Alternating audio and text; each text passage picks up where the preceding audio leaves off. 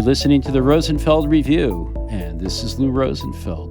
And today I'm joined by two Rosenfeld media authors. So you may know them already, Ben Reason and Patrick Quattlebaum. Gentlemen, welcome to the Rosenfeld Review. Hi, Lou. Thanks for having me. Yeah, same here. Well, your books are both either directly or maybe a little less directly about service design. Ben with Lawrence Lovely and Andy Polane wrote Service Design from Insight to Implementation, a Rosenfeld book that came out, I believe, in 2013, Ben. So we got a ways back there. And Ben is the founder of LiveWork Studio, a service design studio with offices in London, Rotterdam, and Sao Paulo. Patrick, with Chris Risden, co-authored Orchestrating Experiences, Collaborative Design for Complexity. And I always think of that book as a mashup of customer experience, UX, and service design. Patrick also founder of a service design studio, Harmonic Design, based in Atlanta.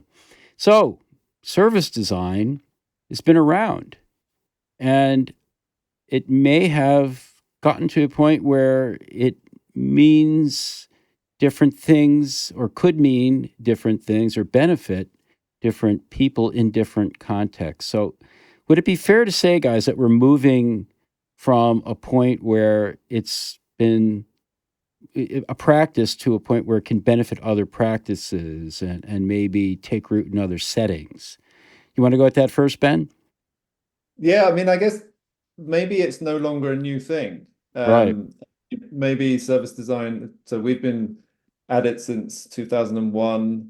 We claim to be the first kind of commercial service design studio. So maybe it's been a kind of 20-year early adopter period, and we're looking at how we jump the chasm to a kind of early, a majority practice. That would be the ambitious view. So I think my experience, our experience at LiveWork is that we're generally still working for somebody in an organization who's an early adopter, kind of, even you might say maverick type, who wants to do something, is pushing the edges of, bringing new things in. They're not just a regular person in there. So that's great when you find them, and then we do the work to kind of bring things into the wider organization. And I guess that's the conversation that Patrick and I have had on and off for a few years. So maybe he can take it from there. Yeah, I agree. It's interesting because as you've got that 20 years, it's almost like this generational thing of a lot of invention that y'all did back in 2001 or whatever, right? And the practices has grown across the globe, and in the States we were kind of like a 10-year kind of cycle behind, where UX and product were kind of more of the emphasis here. But it's still, I think I find the same thing. It's still kind of like we're the change agents that are joining the change agents, and we're trying to bring this in and change this organism that's an organization. And then at the same time, where else can these approaches be taken and give value? And the more that we have in learning how to make these things effective and trying to jump from context to context, we of course see patterns, but I think of what works. But I think then there's the lots of areas where we have to keep evolving in order to make impact. And there's so much experimentation, I think, happening across the practice and other practices. And I feel like that's where we're at, Lou, like you were saying, is, you could approach it insularly in the practice and think about how do we get better, but then we've influenced other practices and they're influencing us. And so I'm always thinking about what are those boundaries, and what does that mean for what I do as a designer. So the change agents are changing, the practice is evolving, and certainly where the practice can be done is changing and evolving as well. And with all that change, so here's the spoiler. We've decided, the three of us, to create a new conference called, get this, Advancing Service Design. we have that advancing.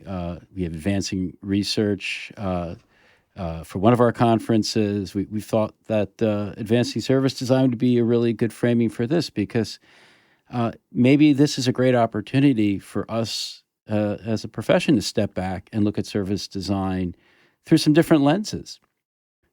What does it mean when service design intersects with product management and product design? What does it mean when service design is being done in new contexts? Does service design mean something very different in a healthcare context than it does in a manufacturing context? So we have all kinds of areas to push forward in, and it just seemed like a good time to take a step back, take a look at it. And actually, I don't know if you guys feel this way. We haven't really talked about it too much, but maybe part of the thing we need to advance together is sort of the perspective on the different sides of the Atlantic. I mean, Patrick, you made reference to the fact that we're in North America maybe a decade behind where things are in Europe in terms of service design practice, or at least we were for a while. Is that coming together? Do we need to explore that as well? Is that still a big issue? And are the practices really different on different sides of the pond? My guess would be that, I mean, I don't think, having, seen what's going on in the States, that there's any kind of significant gap in terms of, maturity or something like that. It's more duration. Maybe the difference is are kind of on the adoption front. So there are examples in Europe, particularly in the government side of things, where there have been movements where service design has become part of the operating model for, particularly for digital in the UK, with government digital services. Service design fits very nicely. It's an easier fit in government because people talk about services there. It's a natural language. And in Scandinavia, there's a similar thing, not the same as the UK. It's kind of, my impression is they're using service design more strategically on some big social challenge areas. Just to give you an example, in Norway, their health ministry kind of mandates some service design on any transformational investment in the system. So that would be my guess, is that it's more of a kind of adoption, different context than maturity per se.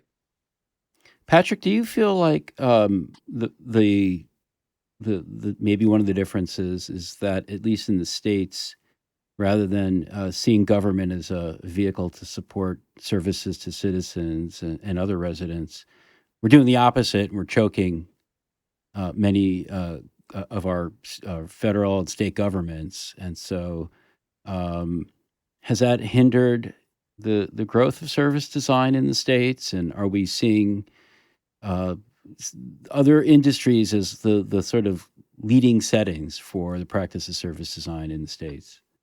Yeah, I think so. Like, I remember Obama, when he came in for his first term, 2008, right?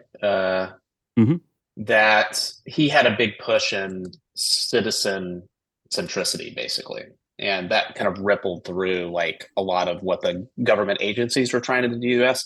But the way they approached it was digital, right? So, and there's been a lot of good that's come out of it. We have like, there's a whole digital agency now within the government that started in the White House through that.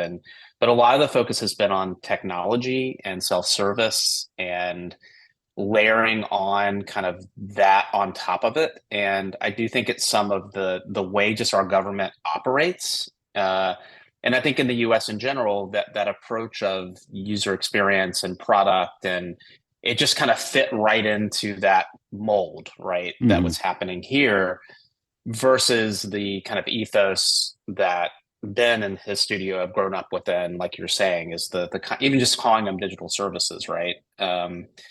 That in the United States, you say service, and it's like the thing you do after you sell a product. Or are you talking about technology services, right? Of connecting this API to that API, right? And so we've just had that. There's been this semantic dissonance that's always happened. At least what I found is, like, and you you just don't want to keep defining it. You just want to do it and show it. And I do think that in what I've seen is, and maybe there's some similarity to just government, but different government, but it's like the regulated industries within the US have picked up on it a little bit faster, right? Mhm. Banking and insurance and things like that, because, or retail and omni-channel, anything that's a little, where we focused, at least I have, is, and we found the success at Adaptive Path when we were doing it with my company, is the more complex environments, they've leaned into it.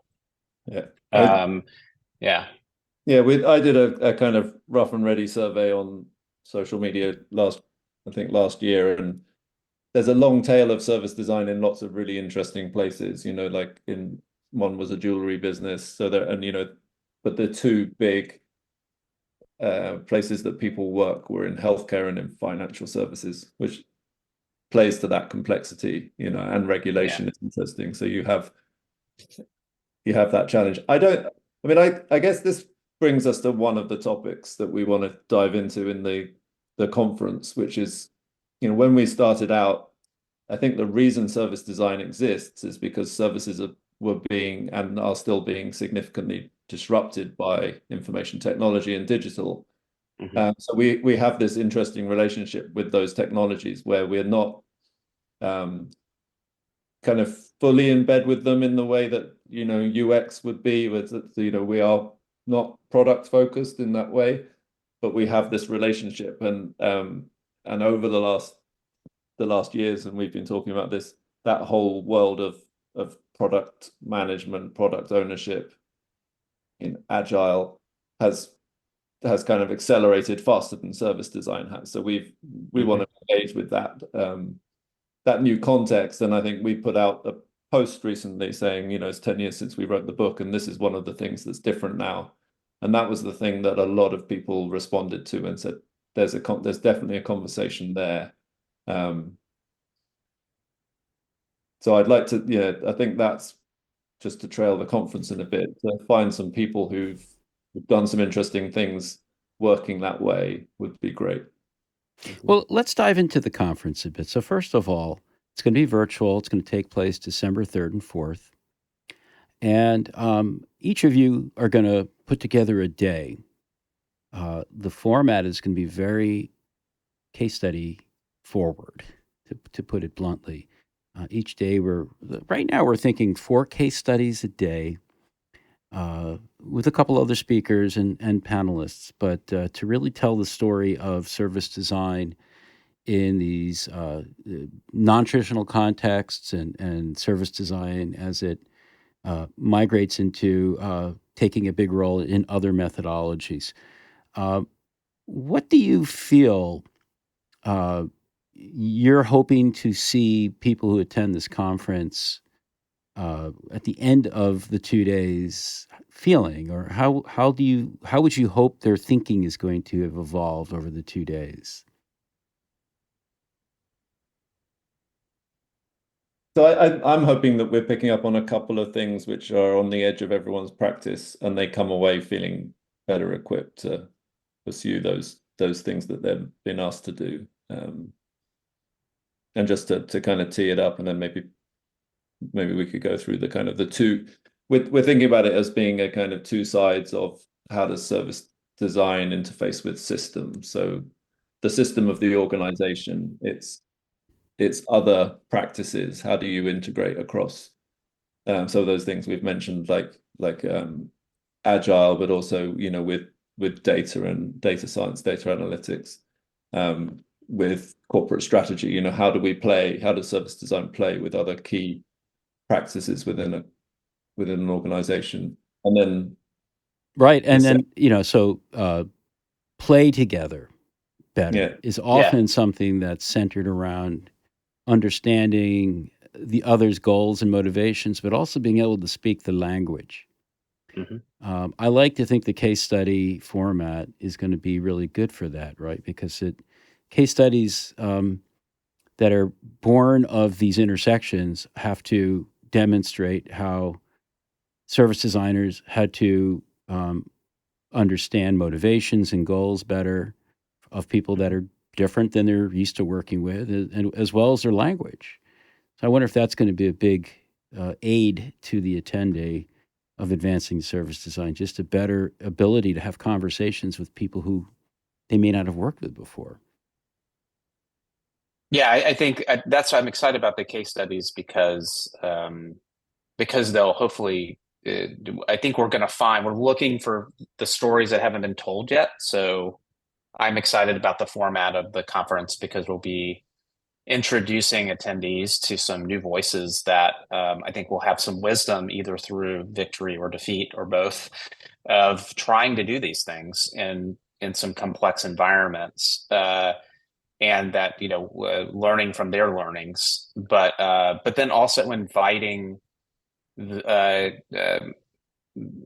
people who are those partners that we're trying to work with constantly, and having them reflect with us on what they see service design doing, how it could make a better impact, and how they see some of the same challenges. And I think that's the thing that I'm it's been kind of a focus of mine for many years now, is just trying to create those the dialogue across different disciplines and practices, and finding a language together, so that, because we're when you really boil it down, there's a handful of things we're all trying to accomplish, and we're better together. Service design, I think, is like over the last 20 years and trying to find its way into not just fitting, but like a lot of the ambition of service designers is to kind of be a connector or a facilitator. But to do that, as you're just saying, Lou, I mean, you have to be the Babel fish. You got to know the different languages around you, and if you want to aspire to that, but also you also need to listen and learn and adapt and create third ways with other people too. So it's not just about being the cat herder, right? That's not the role of the service designer, is just to do that. So I'm excited to hear from people how they're approaching those challenges, and that'll be the kind of people we're looking for the case studies. Well, let's talk about that. So by the time this podcast comes out, we should have our call for proposals open as well. And if not, it should be pretty close after. But we'll make sure that the CFP is linked and promoted, but linked in the show notes. So talk a little bit about if you had an audience of listeners live in the room right now, and you saw them as potential sources of case studies, what would you be encouraging them to do? What would you want them to think about as they approach a CFP? What would you like to see from them? Well, we talked a bit about this play nicely piece. And then the other side that I'd really like to see is, so I guess all the way back, service design has had an aspiration to tackle some kind of big challenges, or to be addressing some of those things. And so we've talked about kind of the internal system, but there's also the fact that we are intervening in systems that are larger than an organization. So in some cases, we're coming up against things. If I give an example, at LiveWork, we've been working with the health system in the UK, and actually the health system is made up of multiple organizations. So it's kind of the same thing. It's turtles all the way down, but it's at a different level of zoom. So I'd love to hear about people who are working success stories at that level, where they're addressing these challenges, where the silos are between organizations, or they're understanding sort of systemic dynamics. And then Ben, you're killing me. I'm sorry. Like, it's already hard enough working with silos within an organization, but you're telling me we're looking now to oh my goodness. But yeah, that's right. I'm sorry. It's my That's right. Are there, Ben, before we go on, are there specific verticals, for example, where you see that happening a lot now, that might be ripe for some good stories to come from? Yeah, I mentioned healthcare, but I think there's also sort of more, lots of sectors where there's kind of complex supply chains, or complex value is created by multiple organizations, whether it's a kind of an OME, or and then peripheral organizations around that, installers. So the world is actually generally like that, and we ignore that sometimes when we think it's just about one organization. Mm-hmm. So that, I think there are obviously in kind of the public sector where you're looking at these kind of larger societal challenges that you have, but I think it's the same in business or in corporations where and some of the big challenges we have around like an energy transition require systemic views on things. What I'd really like to see, my hypothesis is that service design helps to take that kind of analytical, very high level strategic or policy thinking and make it real and make it something that people can work with. And so we turn theory to practice in that way. That's what I'd love to see. Awesome. How about you, Patrick? Yeah, the day I'm curating is, focusing in that organizational system. And but it's like you said, the scale varies, but some of the challenges are similar, but some of them are different, and what you do given those challenges can be different. So, I think like I mentioned before, like you're talking, Ben, about, from theory to practice. Well, in a lot of organizations, it's like a very high level strategy, right? To eventually a performance of some service, right? That fits, that is creating the value it should be getting. And in between, it's just a mess of people, of practices, and in a lot of organizations that I've worked with, there's transformational efforts going on. And it's kind of, well, everyone's trying to transform. Can we get some of the transformers to like talk together? So I would love people to bring that forward and saying like, okay, well, if service design has this, I'm coming in to transform the organization, to connect theory to practice, but then Agile's coming in saying we're going to empower small teams to do X, Y, and Z. And product management is like everything's a product. And we need to do X, Y, and Z. Everyone's trying to change these organizations. So I'd love for people to come forward with their stories of where they've tried to create change, but not as the only change agent. That would be awesome. Everyone's trying to change, and everyone in their way is, but like, where have people partnered in interesting ways, or what did they learn the hard way by trying to be the change agent and realizing, oh, it's more complex than that. I'd love to hear those stories. And maybe the difference now from, let's say, 10 or 20 years ago is like those stories not only are more likely, but kind of have to come from people who are internal to these organizations, and who may not be service designers, or they may be tasked with being the service design practice lead, officially or unofficially. But I'm guessing in the past, it used to be that, a lot of the real service design power came from folks like you, really, the consultants who are outside the organizations. And that's been a big transition, maybe. And a success of service design is that it's more likely to be powered by people inside the organization. Is that true? Mm-hmm.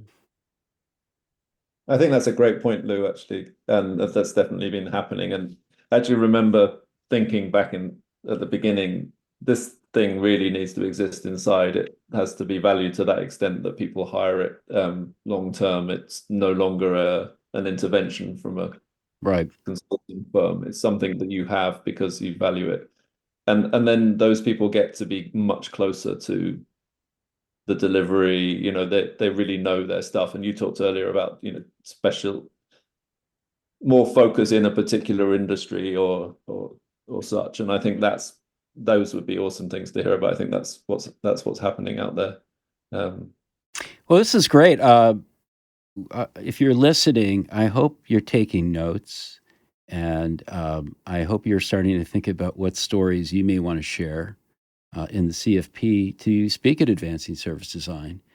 And maybe that's not you, but maybe you know someone. So I hope you'll share the CFP with them as well. We're going to talk some more about Advancing Service Design in just a moment, but we're going to take a quick break. You're listening to the Rosenfeld Review. I'm going to give you 5 reasons you should be using the Rosenverse. First one, where else are you going to find 100 events that you can attend for free every year, 2 a week, about product management, product design, and UX design, plus a highly engaged Slack-based community of over 13,000 of your peers. What else are you going to find in the Rosenverse? You'll find hundreds and hundreds of recordings of conference presentations and community session recordings, all in one place from a single search browse interface. And behind those hundreds of recordings are hundreds of experts, people who have advanced the field, people who are your peers who are doing interesting new things, all in one place. Why else should you use the Rosenverse? We've been advancing the field of UX since 2005. You're going to find the most advanced content on such topics as design operations and program management, UX research, and a host of other topics from climate UX to civic design to how designers can work better in product organizations. Lastly, you've been trusting our content since we started back in 2005. Whether it's our books, our conferences, our community sessions, well, we think you're going to trust the way we've brought those all together so that you can spend less time searching and browsing and more time learning and benefiting. I hope you'll try out the Rosenverse, and I hope you'll consider upgrading to a gold paid membership because it brings you a lot more. Not only do you have access to hundreds and hundreds of recorded conference presentations, but you also get access to the Rosenbot, which is a ChatGPT 4 level chatbot that we've been training on all of our content, including our growing collection of nearly 60 books and counting. It's all there, it's all great content, and the Rosenbot is a cutting-edge way to get at it. You can try the gold membership out with a trial for 2 weeks. Give it a try. Hope you like it. Welcome back to the Rosenfeld Review.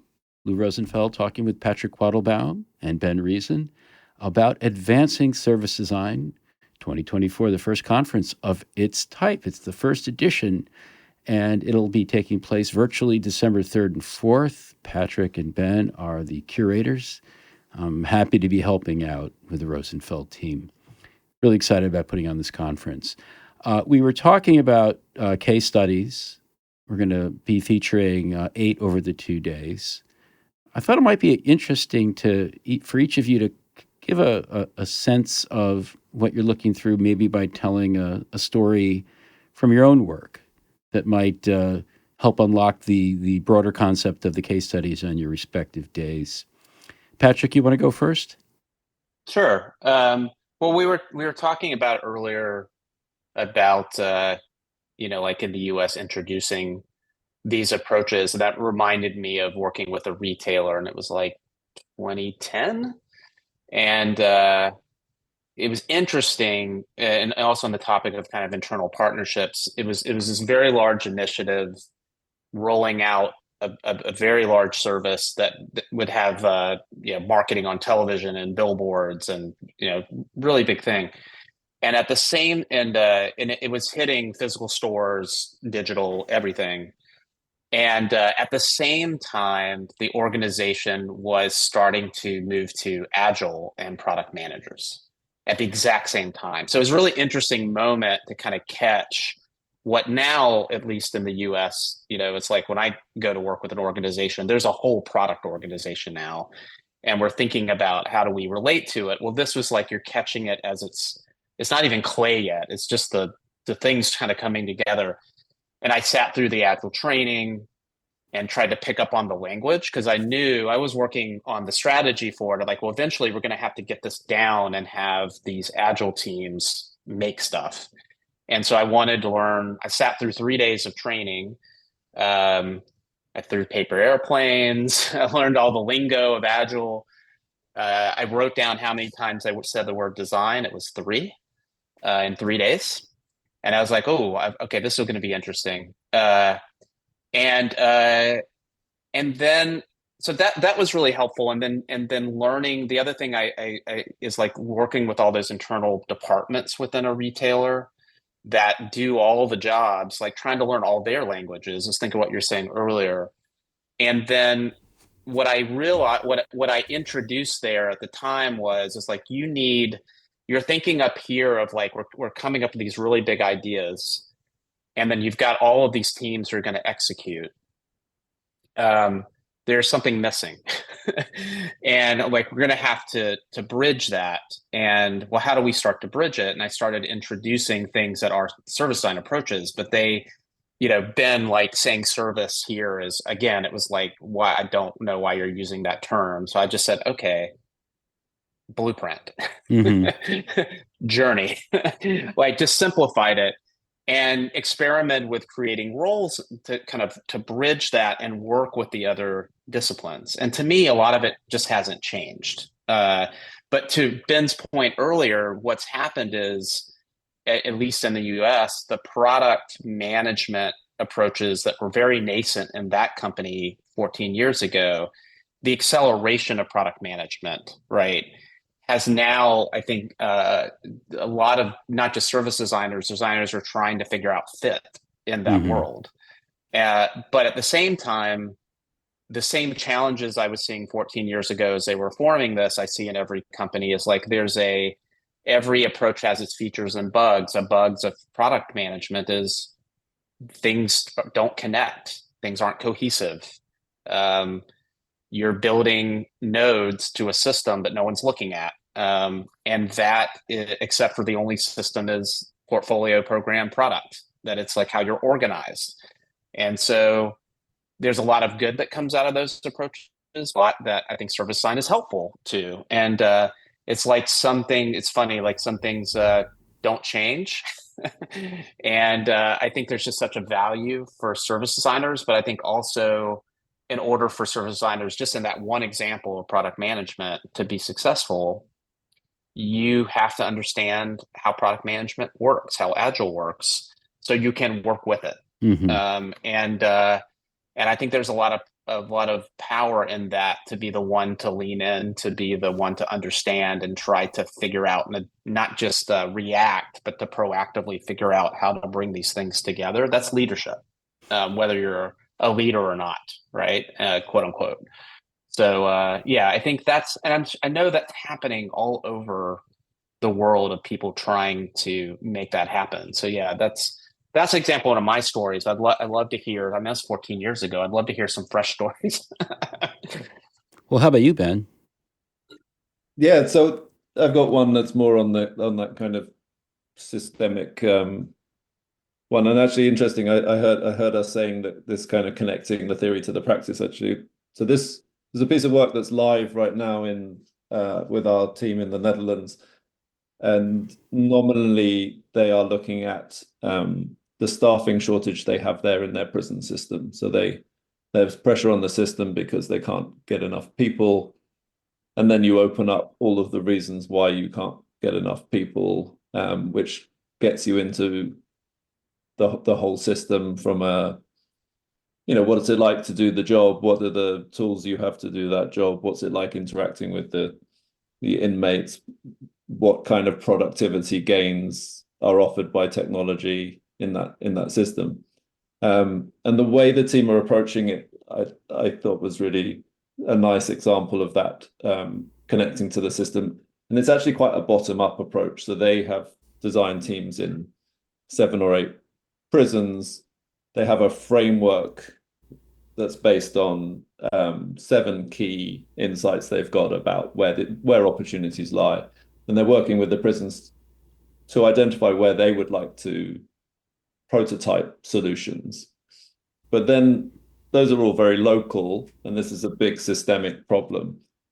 So then they're unpacking those kind of solutions and saying, okay, well, if this is to be successful and scale, what needs to happen at different altitudes higher than that local prototype? So what needs to happen at a kind of at a technology system level? What needs to happen in terms of processes, all the way up to, well, actually, we can't do this unless you change policy at a national government level. So and that's the sophistication that's kind of been developed there, is to connect through that ladder.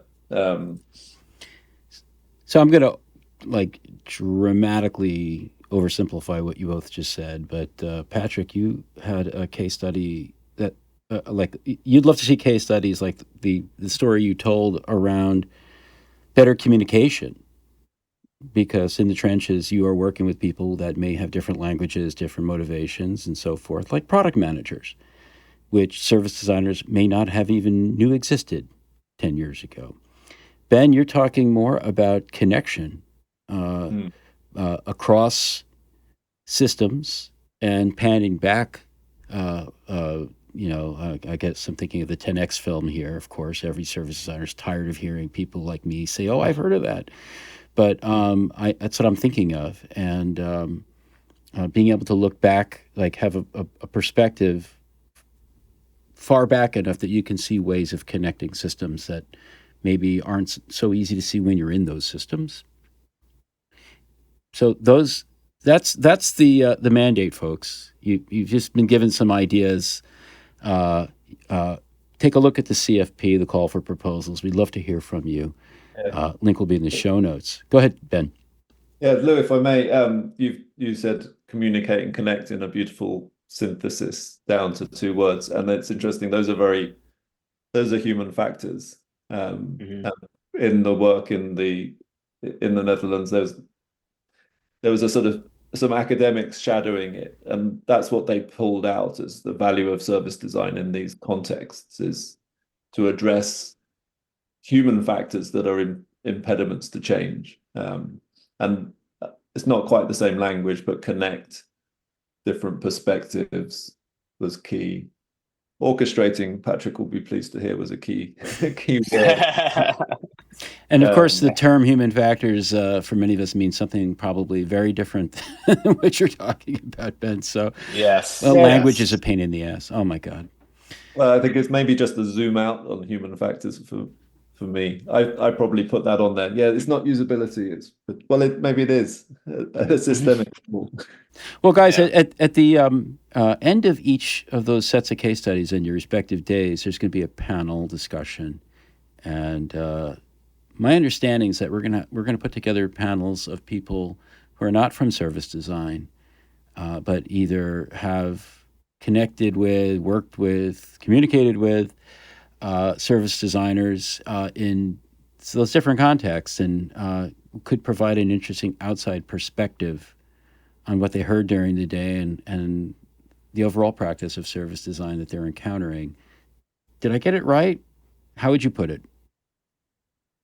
Yes. I think if we've been giving, I mean, just in my story example of like, oh, here's who I was working with and how I was trying to connect with them. And we want some case studies from people who may, then identify as a service designer in their story. But then, okay, but in those stories, the service designer is the protagonist, but there's these other these other disciplines and roles and practices in the organization.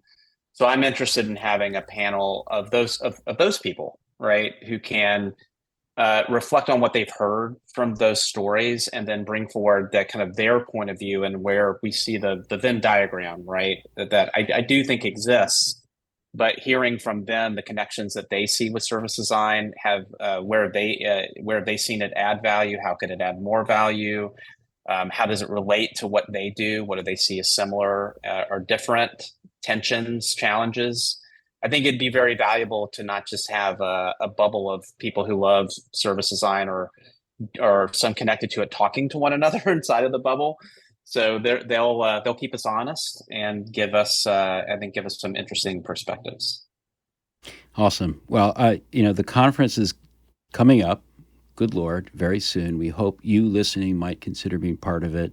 Take a look at the call for proposals in the show notes. And I'm really hopeful that we hit something here, not just for people in service design, but for everyone who's starting to realize that it's long overdue for people to be thinking in a more systematic way. So the systems thinkers, the information architects, the enterprise architects, the knowledge management folks. Who am I leaving out here? The customer experience people. There's a lot of people who I think at a systems level or are starting to realize they need to. And I think I can speak for you both by saying we're hopeful that if that describes you, you'll feel at home one way or another at advancing service design. It's coming up December 3rd and 4th. It'll be a virtual conference. Hope to see you. Before we wrap it up, I'd like to know, Ben, Patrick, if you brought some gifts for our listeners. Yeah, mine might be a gift just because it's a surprise. Lou, you said a book or a film or something, and it just popped into my head that I often surprise by people by saying my favorite movie of all time is Clueless. So if you haven't seen it, wait, the Jane Austen version or the Beverly Hills. Why Clueless? I can never figure it out. I think there's something just perfect about it as a piece of film. It's awesome. All right, that will be something for future discussion. Clueless from Ben, and what about it from you, Patrick? Try to top that. All right. Well, mine will not be as a pop culture as a very good movie. I guess what came to mind for me, just because we're on this topic, is there's a company in the U.S. called The Ready that looks at how do you get organizations to work better, and they've got a great podcast called Get Ready and a book called Brave New Work. So if you're interested in how organizations work, some really good thinking around how you change them, and they think of it more as like an organism and thinking about how do you make approaches to making change. And the thing I like about it, because we've been talking a lot about systems, is they have a philosophy of experimentation and interventions and experimentation in complex systems. And I think that's really what we're doing in service design. Maybe some of the things that people think about of these maps that kind of tell you this is what's happening, or this is the blueprint of what you're going to build. It's best laid plans, right? Mm-hmm. So I think what a lot of what we're grappling with, I think, is how do you balance kind of get everyone aligned and heading someplace, but knowing that you're going to learn a lot around the way, and the world's going to change while you're doing it. And so what do you do? I think that's another thing I expect we'll hear some stories about, which is lots of curveballs and change as you're trying to change. Awesome. That sounds totally spot on. Well, brave new workers of the world unite. And Patrick and Ben, it's great to have you on the show. Looking forward to working with you and getting Advancing Service Design out there December 3rd and 4th. See you there. Goodbye. Thanks. Bye. Hey, it's Lou. Thank you for listening to the latest Rosenfeld Review podcast. I really appreciate it. I would love to hear from you. And if you want to pop me an email, lou@rosenfeldmedia.com, tell me what you thought. Better yet, leave me the hell alone and post a review on your favorite podcast platform. Please feed the algorithm. It really does make a difference. We want to get the word out. If you like the word, give us a hand. And while I'm asking you for favors, don't forget, buy books. Support your favorite local independent publisher. We happen to be one, rosenfeldmedia.com. All those great UX books are there. So, thanks again.